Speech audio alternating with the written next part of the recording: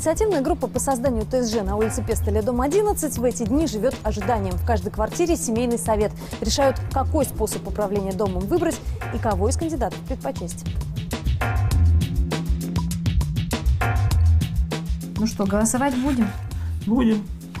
Только ты за себя, я за себя. Хорошо.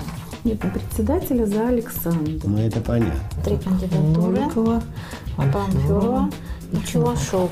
Кандидатов на пост председателя правления ТСЖ в списке 3. Инициативная группа формировала его из понятных человеческих соображений. Кто пользуется авторитетом среди жильцов, кто не жалеет своего времени на решение чужих проблем. Примерно по этим критериям список и сформировали. Итак, номер 1. Новикова Нина Вячеславовна.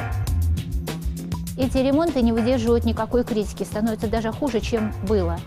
Поэтому мне кажется, что нам всем пора понять, что мы сами должны отвечать за свою собственность и быть хозяевами дома в той же мере, в которой себя чувствую хозяйкой я. Номер 2. Панферова Александра Игоревна. Если у вас нет в подъезде света или отключили воду, то мне стыдно перед вами. Это, так сказать, естественно. Я все время вас вижу, все время с вами общаюсь. И я буду отвечать за то, что делается. Номер 3. Чувашев Михаил Борисович.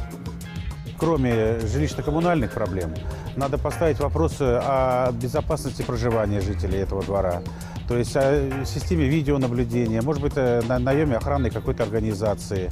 Ну и просто порядок должен быть наведен, как жители 21 века, а не 50-х годов прошлого.